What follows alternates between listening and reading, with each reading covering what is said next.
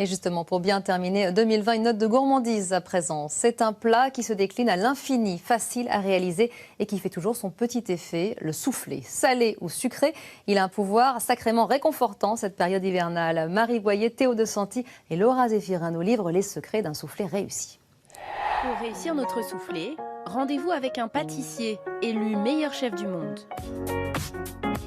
Mon soufflé préféré, c'est le soufflé qui ne retombe pas. Parce que là, ça fait un soufflé n'est pas joué. Première étape, dans un bol, mixez 50 g de farine avec 100 g de lait froid.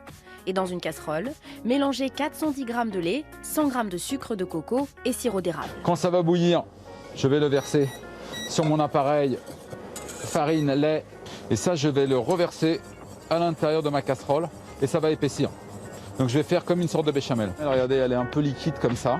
Ouais, ça bouillonne bien. Je vais débarrasser ça dans un bol froid. On mélange bien, la vapeur s'en va. Une béchamel à laquelle il faut ajouter des œufs et pour cela 2 astuces.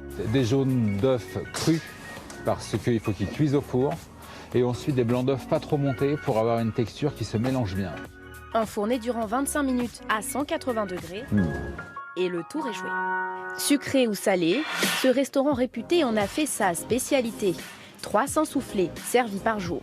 Parmi eux, celui à la bisque de homard. D'abord, l'appareil doit être bien lisse.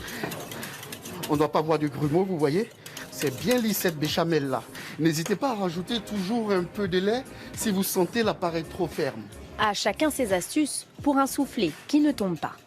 Il ne faut jamais oublier de beurrer le moule et de laisser 2 à 3 minutes au frigo. C'est ce qui va permettre au soufflé, donner la force au soufflé de grimper, de monter. Pour le monter jusqu'à 1 cm. Il ne faudrait pas que ce soit en dessous du moule. C'est ce qui donnera cette force-là de monter et vous aurez un soufflé sous forme champignon. Une touche de caviar, comptez 28 €. Et pour une pâtisserie qui ne retombe jamais, direction New York, le chef français Dominique Ancel propose une brioche qui cache un soufflé au chocolat.